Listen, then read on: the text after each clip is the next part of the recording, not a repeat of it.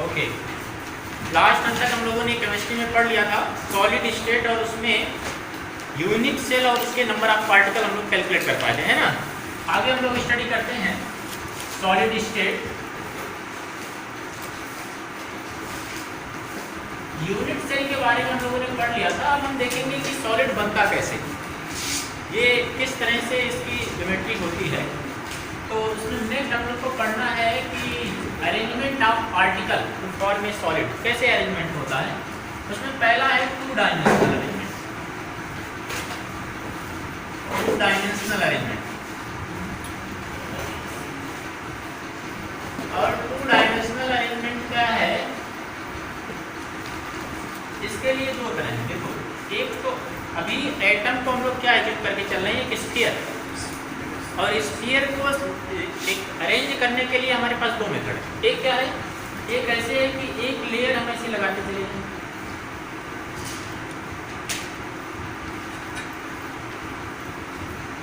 इस तरह से हम लेयर क्या करेंगे, लगा लें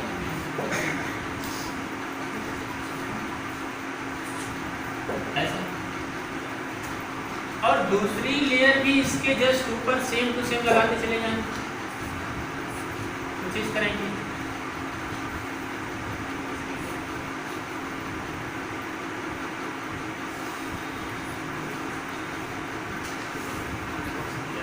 यानी हर लेयर एक के ऊपर एक लगाते चले जाएं।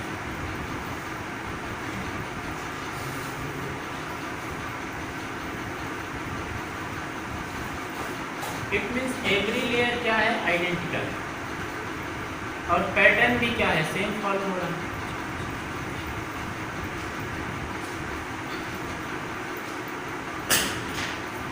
इस तरह से। अब इसमें एक चीज देखो कि कोई एक आइटम ले लेते हैं, जैसे ये ले लेते हैं, इससे नियरेस्ट कौन सा है, ये है, ये है, ये है, ये। इन सब के सेंटर को अगर हम मिलाएंगे, जो नियरेस्ट नेबर हैं, जो कांटेक्ट में हैं, उनके सेंटर को मिलाएंगे तो हमको क्या मिलेगा, एक स्क्वायर मिलेगा। या यहाँ से जो कांटेक्ट में है उनको मिलाने पर भी हमको क्या मिलेगा, एक स्क्वायर मिलेगा। इस तरह। तो ये पहली जो पैकिंग है उसको हम लोग स्क्वायर क्लोज पैक बोलते हैं, स्क्वायर क्लोज पैकिंग।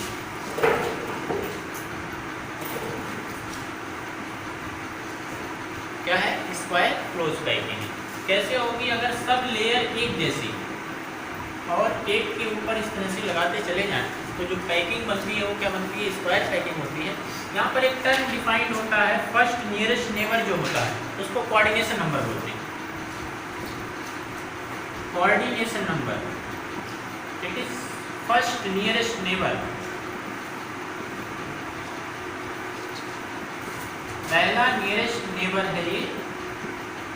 जो पहले नियरेस्ट नेबर्स रहेंगे उन्हीं को क्या कहा जाता है, कोऑर्डिनेशन नंबर। कोई एक आइटम ले लो, जैसे एक ये ले लिया, इसके 1 2 3 4 1 2 3 4, तो स्क्वायर क्लोज पैकिंग का जो कोऑर्डिनेशन नंबर है वो कितना है, 4 है। It is the first nearest neighbour in square close packing. तो एक तो ये पैटर्न पॉसिबल है। दूसरा एक पैटर्न देखो क्या पॉसिबल हो सकता है कि पहली लेयर तो हम ऐसे ही लगाएं,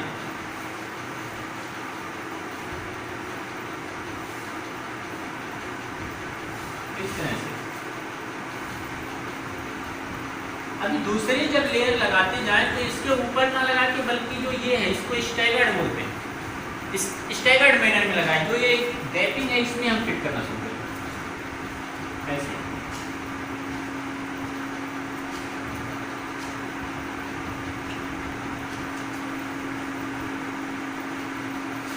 इस तरह से थर्ड लेयर अब इसके स्टैगर्ड मैनर में लगाते जाएं ऐसे।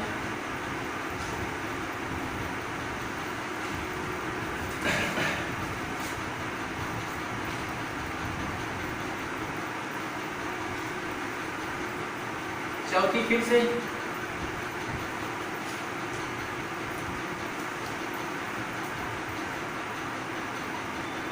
तो ये जो एक पैकिंग तैयार हो रही है जिसको हम अलग से दोनों लेयर को क्या कर रहे हैं, स्टैगर्ड मैनर में लगा रहे हैं।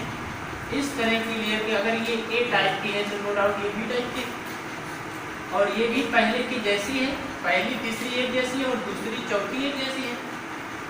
अब यहाँ पर कोई एक एटम अगर हम ले लें और इसका नियरेस्ट नेबर देखें और उसके सेंटर को मिलाएं तो उसका सेंटर ऐसे मिलेगा। It has gate a regular hexagon, एक रेगुलर हेक्सागोन है।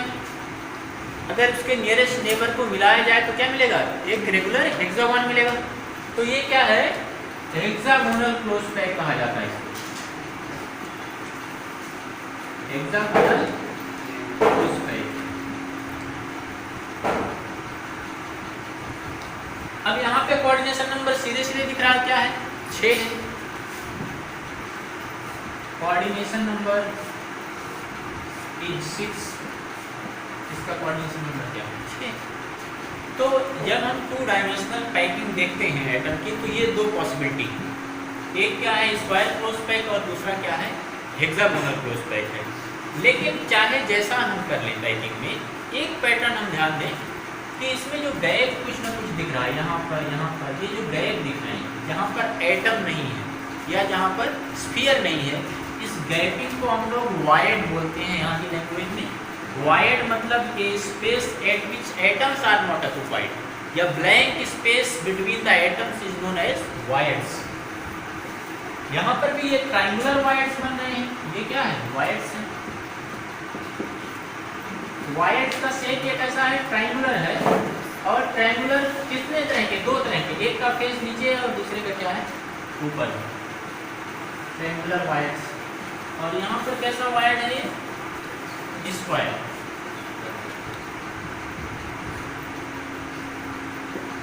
तो ये 2 तरह की पैकिंग होगी।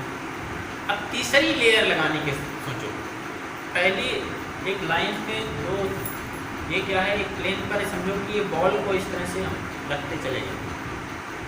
तो बॉल को रखने का ये 2 पैटर्न होगा। इसमें एक हमने स्क्वायर क्लोज पैकिंग देखा, एक हेक्सागोनल क्लोज पैकिंग।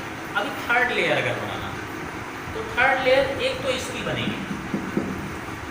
इसकी कैसे बनेगी? इसे के ऊपर फिर ऐसी एक लेयर, फिर ऐसी एक लेयर, फिर ऐसी एक लेयर लगाते चले जाओ।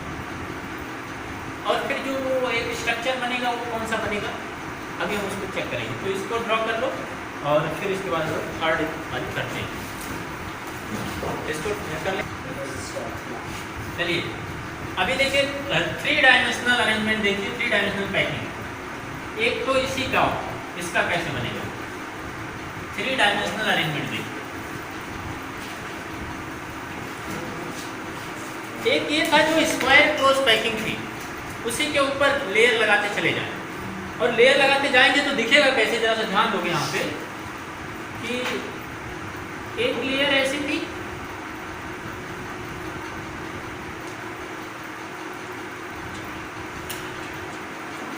दूसरी लेयर सेम टू सेम इसके ऊपर लगाया गया था,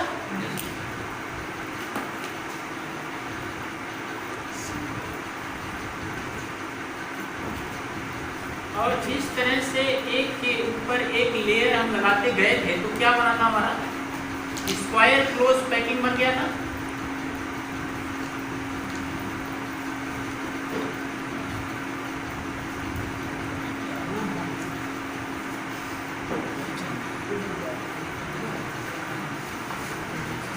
एक के ऊपर एक लगाते जाएंगे तो क्या बन जाएगा? स्क्वायर क्लोज बन जाएगा। ये रख कर इसको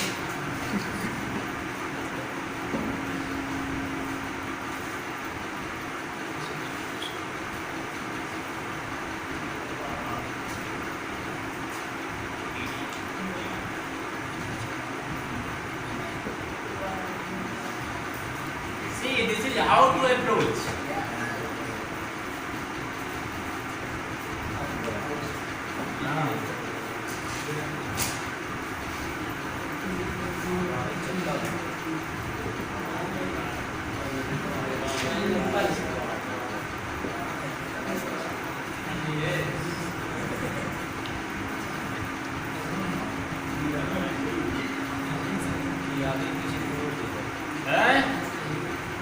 आगे पीछे हर तरफ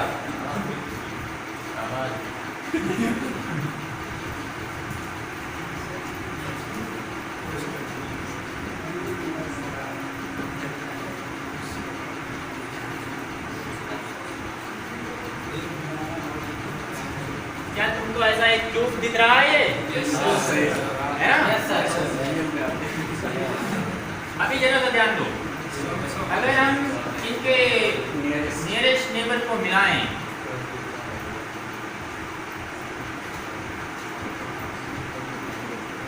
तो कुछ इस तरह का कुछ सिनारियो होगा और ये कैसा दिखेगा? क्यूब। तो ये जो क्लोज पैकिंग है इसको हम क्या बोलते हैं? Cubic close pack.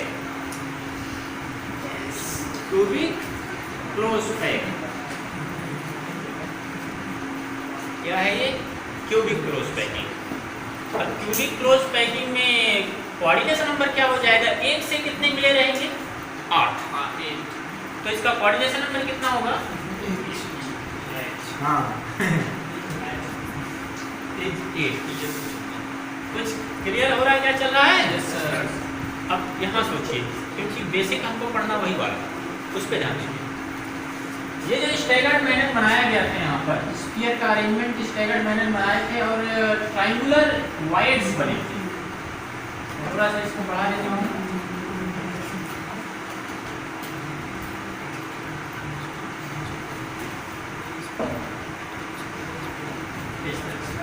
अब सोचिए कि इस पर जो थर्ड लेयर लगेगी, दूसरी लेयर लगेगी, उस दूसरी लेयर के बारे में सोचो कि अगर हम यहाँ से लगाना शुरू करते हैं तो ये एक ट्रायंगल को ढकेगा, ये डॉटेड लाइन पे ध्यान दीजिए।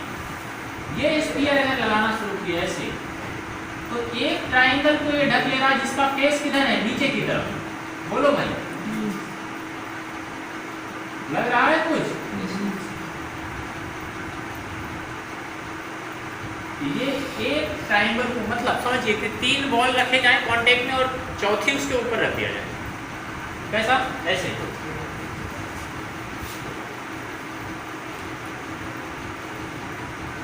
ये 3 बॉल थी, चौथी वाली इसके ऊपर रख दिया जाए, चौथी क्या कर दिया जाए? उसके ऊपर रख दिया जाए। अब उसके बीच में एक स्पेस बच गया होगा, उस स्पेस के बारे में सोचिए, उसका शेप कैसा होगा? अगर 3 बॉल ऐसे लगाई जाए, एक ऊपर से ढक दिया जाए, तो जो स्पेस ब्लैंक रह गया जहाँ पर एटम नहीं है वो कैसा होगा? किस शेप का होगा? जरा देखो, इन दोनों के सेंटर मिलाएंगे, इन तीनों के जो सेंटर मिलाओगे तो कैसा दिखेगा? कुछ ऐसा दिखेगा, ऐसा दिखेगा। और एक क्या है यहाँ पर है, इसका सेंटर सबसे कांटेक्ट में है,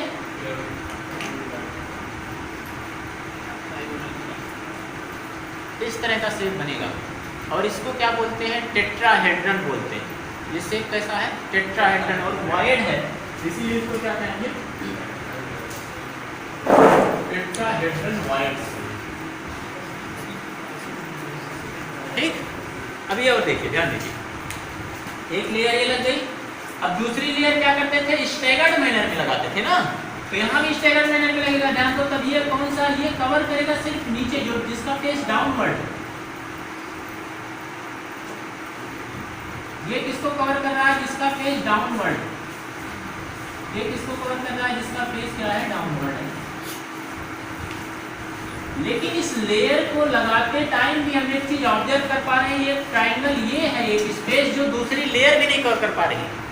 वो कौन सी कवर करेगी? जब तीसरी लेयर ला के रखोगे तब उसको क्या करेंगे? कवर कर पाएंगे। फिर से समझो इस बात को।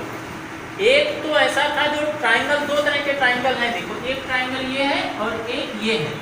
तो जो पहली लेयर हम लगाना शुरू किए, कौन से ट्रायंगल कवर हो रहे थे? जिसका फेस डाउन था। दूसरी लेयर भी जब हम स्टैगर्ड मैनर में लगाए तो कौन से कवर हो रहे थे? जिसका फेस डाउन था। लेकिन इस दूसरी लेयर के बावजूद भी यहाँ एक स्पेस ब्लैंक जा रहा है। ये कब कवर होगा? जब थर्ड लेयर लगाएंगे। अब इस वाइड के बारे में सोचो, ये वाइड कैसा बनेगा? ये वाइड कुछ इस तरह से बनेगा। हाँ, एक तो ये लेयर लगाए थे,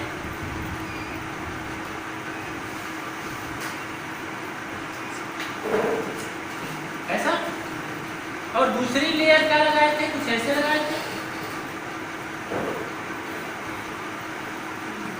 तो इसको आपको सेंस करना है, क्योंकि ये 3 डायमेंशनल बोर्ड पे जरूर रिप्रेजेंट किया जा रहा है, लेकिन है क्या? ये 3 डायमेंशनल ऐसी होगी। ये एक वायर्ड यहाँ पर देखो खाली रह जा रहा है। अब ये चौथी जब ला के रखोगे तब ये कवर होगा। इस वायड को ऑक्टाहेड्रन वायड बोलते हैं। ऑक्टाहेड्रन वायड बोलते हैं। कैसे देखें, कैसे दिखेगा ये एक्चुअली में देखने पर?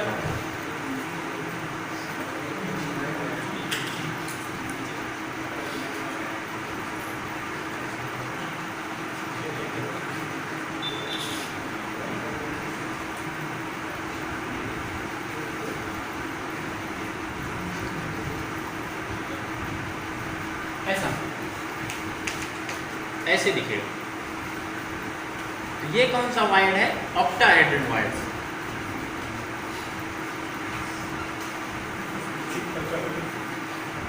Octahedron wide. तो एक पैकिंग तो ये बना रहे थे जिसमें क्या था, क्यूबिक क्लोज पैकिंग हो रहा था, प्रिमिटिव बनता है। इसके साथ क्या बनता है? प्रिमिटिव यूनिट सेल बनेगा। और ये एक जो बन रहा है इसमें दो तरह के वायर्ड हो रहे हैं, टेट्राहेड्रन वायर्ड से, ऑक्टाहेड्रन वायर्ड से। और इन वायर्ड्स को लेकर एक रूल है, वो कैसे होता है हम उसको वेरीफाई भी कराएंगे कि अगर if number of item present in unit cell is n तो टेट्राहेड्रन वायर्ड्स 2n होता है। वो कैसे होगा उसको हम बताएंगे। If number of voids present in unit cell, कोई यूनिट सेल है अगर उसमें नंबर ऑफ एटम जो है, if number of atom present in unit cell be n, तो नंबर ऑफ वायर्ड जो होगा कौन सा? टेट्राहेड्रन वायर्ड्स। टेट्राहेड्रन वायर्ड्स, इसका जो नंबर होता है वो 2n होता है। वो कैसे होगा हम फिगर दिखाएंगे उसको। और नंबर ऑफ ऑक्टाहेड्रन वायर्ड्स कैसे कितना होंगे? ऑक्टाहेड्रन जो वायर्ड्स होगा वो n होगा। ये बताएंगे कैसे होगा, लेकिन ये प्रिंसिपल अब यहाँ से मान ये चलेंगे लेकर कि अगर नंबर ऑफ एटम n है तो टेट्राहेड्रन वायर्ड्स कितने होगा? 2n। और ऑक्टाहेड्रन वायर्ड्स कितना होगा? n। इस पर क्वेश्चन आएगा। जैसे क्वेश्चन कैसे आएगा कि एक क्रिस्टल लैटिस बना जिसमें x एटम ऑक्यूपाई किए एंड जो केटायन है या दूसरा एटम क्या है वो 1/4 ऑफ टेट्राहेड्रन वायर्ड्स पे गया, उस कंपाउंड का फार्मूला बताइए। इस टाइप के क्वेश्चन इस पे फ्रेम होते हैं। हम क्वेश्चन करेंगे, पहले इसको ड्रॉ करेंगे। तो इस तरह से जब हमने सेकेंड लेयर बनाया तब भी यहाँ पर क्या बन रहा था? ऑक्टाहेड्रन वायर्ड बन रहा था और एक टेट्राहेड्रन वायर्ड। अभी थर्ड लेयर लगाने के लिए, ये सेकंड लेयर तक बात पहुंची थी कि एक वायर्ड ऐसा बच रहा था ये वाला, जिसको हमने क्या कहा? Octahedron wired. और एक वायर्ड ये था जिसको हमने क्या कहा? Tetrahedron wired. अभी थर्ड लेयर लगाने के लिए हमारे पास दो ऑप्शन है। दोनों ऑप्शन में कैसे है वो जरा समझना होगा। हम यहाँ बना रहे हैं उसको 3 डायमेंशन ये रख करेंगे। थर्ड लेयर जब लगाने जाएंगे इसका ही, तो उसको लगाने के दो मेथड हो सकते हैं। एक मेथड हो सकता है कि जब हम ऑक्टाहेड्रन वायर्ड्स को कवर कर दें, one method is possible in which this wired will be covered by third layer. देखो कैसे,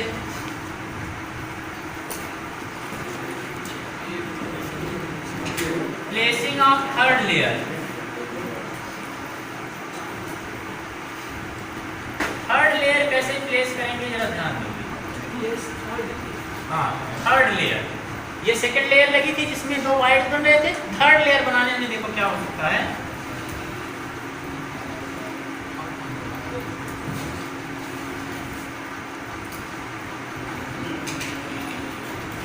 ये दूसरी लेयर हम स्टैगर्ड मैनर में बना दे रहे हैं।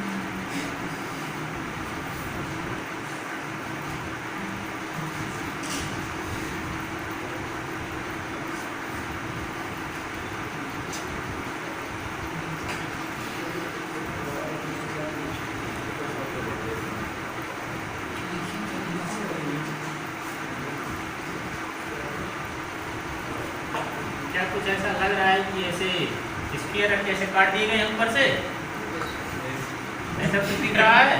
Yes sir, yes sir. अभी देखो ध्यान दो, मत ध्यान। अभी दूसरी लेयर कैसे लगाना था? ये जो एक तरफ के वाइट थे इनको कवर करता, इनको कवर करता और इनको कवर करता।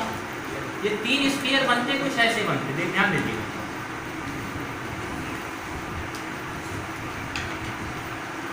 ये अगर तीनों आएंगे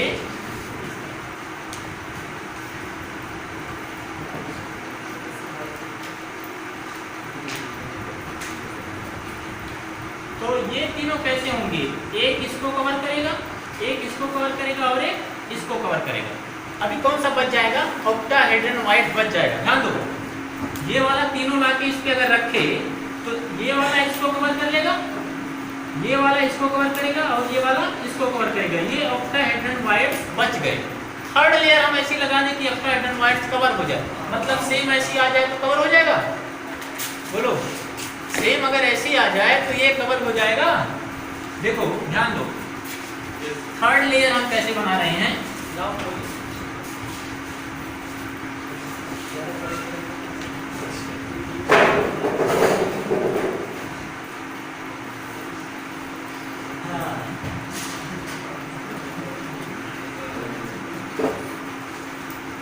थर्ड लेयर जो बनाने का एक हमारे पास है, वो कुछ इस तरह से। ये रब करने क्या है? क्योंकि इसकी जरूरत है नहीं, इधर की जरूरत आगे है।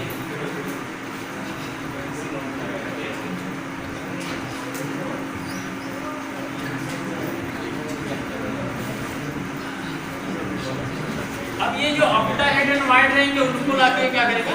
कवर करेगा। और फिर इसके बाद ऐसे एक और आ जाएगी।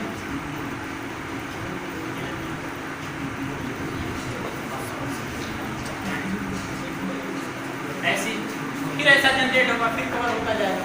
मतलब ये थर्ड लेयर जो लगा रहे हैं इस फैशन में ऑक्टाहेड्रन वाइट्स कवर हो रहा है। In this fashion octahedron whites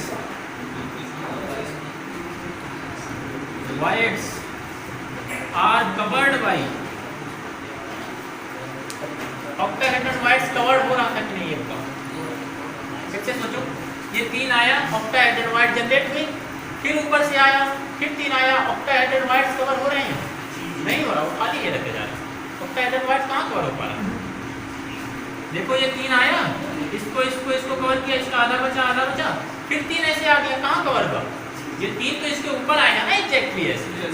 अगर ये कितने सात हैं और सात ऊपर रखोगे तो आर पार होल दिखाई देंगे ट्रायंगल के। तीन रखोगे तो टेट्राहेड्रन वाइट्स कवर हो रहा है, लेकिन ऑक्टाहेड्रन वाइट्स कवर नहीं हो रहा। मतलब ये कौन से वाइट्स को कवर कर रहा है? टेट्राहेड्रन वाइट्स को कवर कर रहा है। Tetrahedron voids are covered. और ये जो स्ट्रक्चर बनता है ये क्यूबिक क्लोज पैक बनाता है। It form cubic close pack.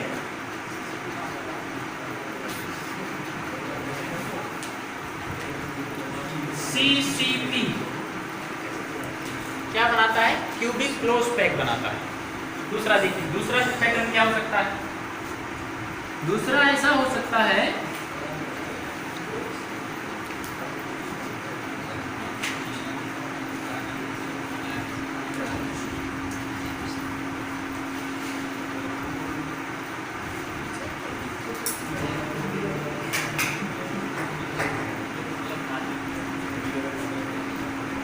दूसरा देखिए क्या हो सकता है कुछ इस तरह से कि जब हम ऑक्टाहेड्रन वाइट्स को कवर करते हैं दूसरे में, एक बार तीसरी लेयर स्टैगर्ड मैनर में इस तरह से होगी। बात ही नहीं भाई, बात क्यों करते हो?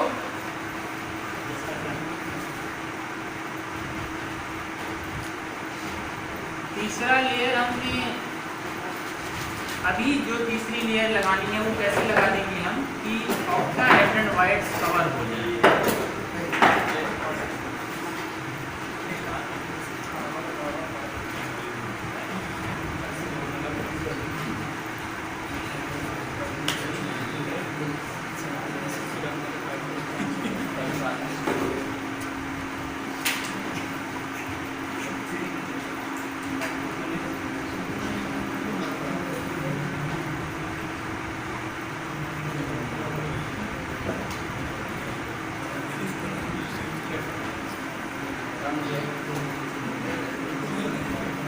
अभी इसको कवर इसको कौन कर सकता है? ये वाला कर पाएगा?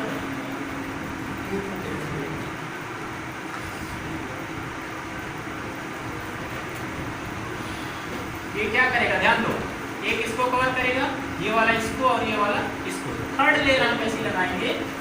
थर्ड लेयर हम कुछ इस तरह से लगाएंगे, ध्यान देना। अब ये वाली आके उसके ऑक्टाहेड्रल वाइड्स को कवर कर देगी। ये कौन से था? अगर ये A है, ये B है, ये फिर से A है, ये B है। ये कौन सी? अगर ये A टाइप है, ये B टाइप है, तो ये इसकी C टाइप होगी, फिर A। अब इसमें क्या हो रहा है? इस मेथड से ऑक्टाहेड्रल वाइड्स कवर हो जा रहे हैं। कैसे कवर होने देखना। ये वाला इसको कवर करेगा, ये इसको और ये इसको। ये जब 3 आएगा वो इस पर ये 3 इस पर और ये जो बचा है पोर्शन उसको कवर कर लेगा। तो इस मेथड से कौन सा हो रहा है? ऑक्टाहेड्रल वाइड्स कवर हो जा रहे हैं। In this fashion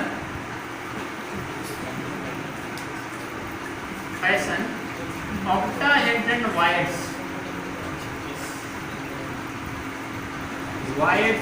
are cover. इससे क्या कवर हो जा रहे हैं? ऑक्टाहेड्रल वाइड्स कवर हो जा रहे हैं।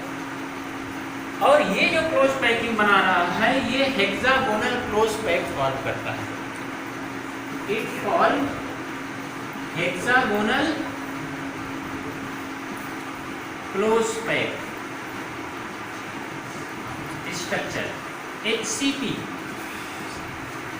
जो पैकिंग होती है HCP की और CCP की सेम होती है।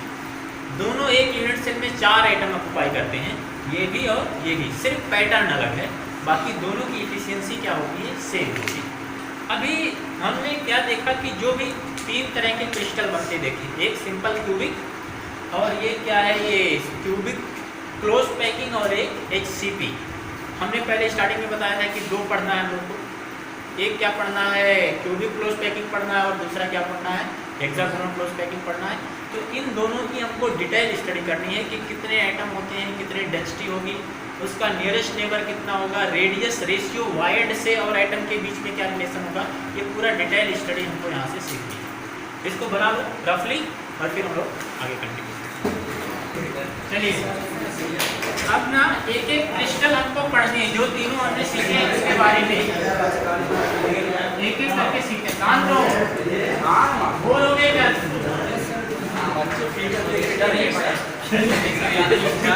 देख के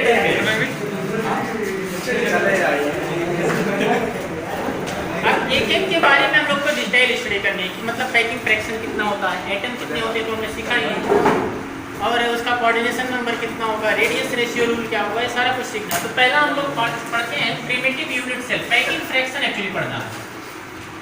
तो पहले पैकिंग फ्रैक्शन होता क्या ये सीख लो।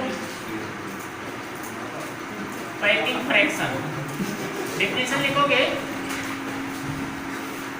It is the fractional space. Packing fraction देखो, पैकिंग फ्रैक्शन का डेफिनेशन लिखो।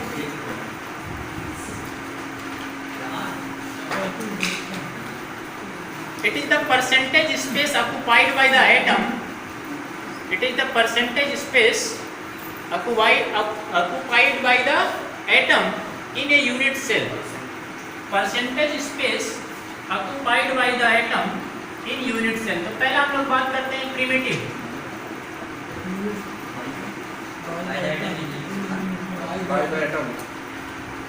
प्रिमिटिव यूनिट सेल का पहले देखते हैं। प्रिमिटिव यूनिट सेल क्या होता है? कुछ याद है? क्या है? Atoms occupied only at corner.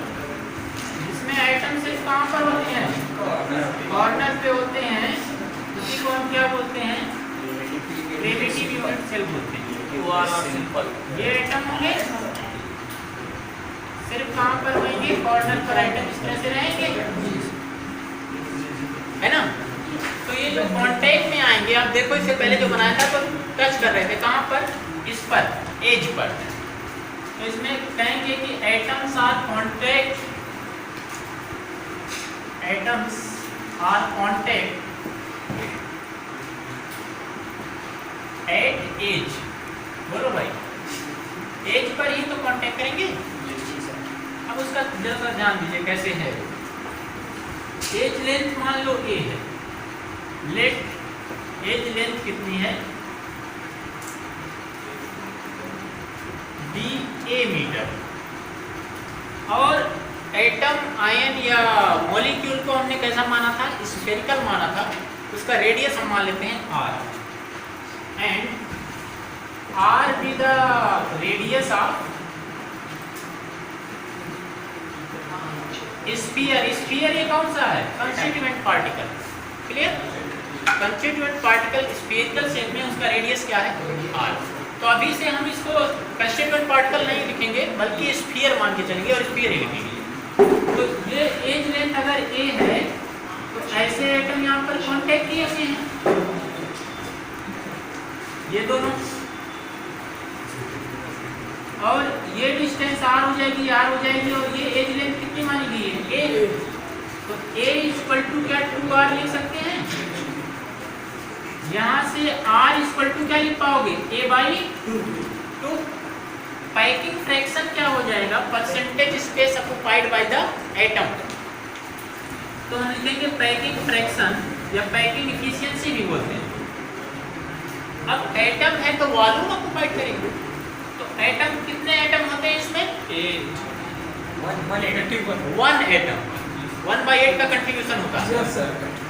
1 into 8 atom का वॉल्यूम कितना होगा, हम देखो packing fraction, volume of atom, total atom upon volume of unit cell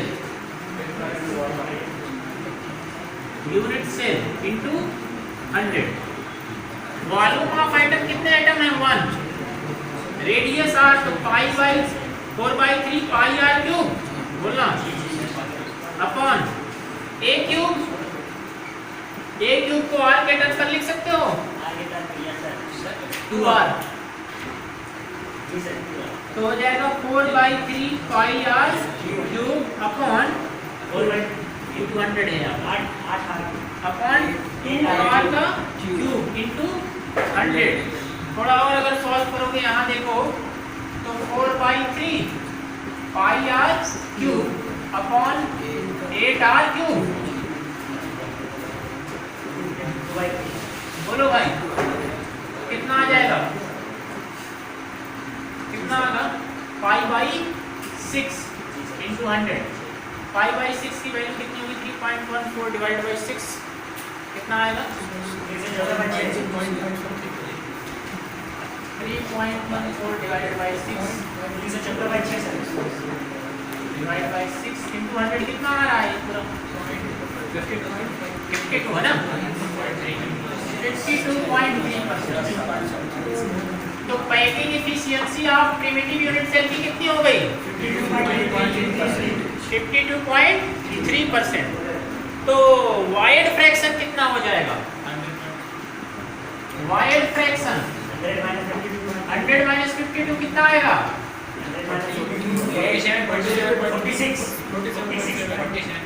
46.7। Clear हुआ जी सर, 47 एक लोग बोला 47 पॉइंट, क्लियर। यहाँ से पैकिंग एफिशिएंसी आ गई। अब दूसरा देखिए, first nearest neighbour. First nearest neighbour को क्या बोलते हैं, नेबर। इसी को हम क्या बोलते हैं, कोऑर्डिनेशन नंबर। जब देखना एक एटम लेते हैं कोई, ये एटम ले लिए, क्या यही बनाते हैं, बार बार बनाना पड़ेगा।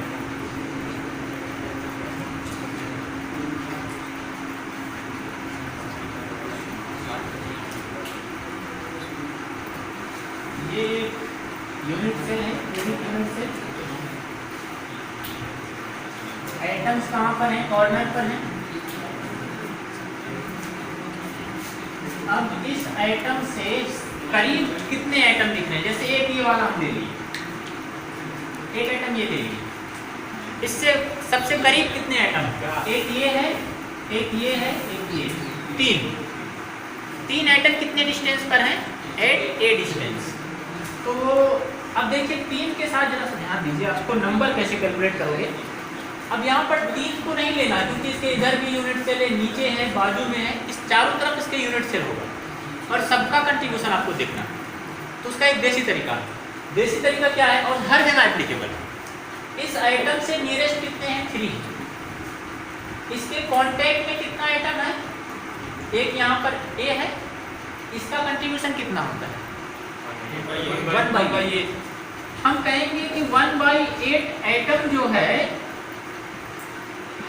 कितने 3 नियरेस्ट नेबर। बोलो भाई। Yes, sir. तो एक आइटम का नियरेस्ट नेबर कितना हो जाएगा 24। लेकिन 24 में इसका दूसरे वाले के साथ शेयरिंग होगा, नीचे वाले के साथ शेयरिंग होगा।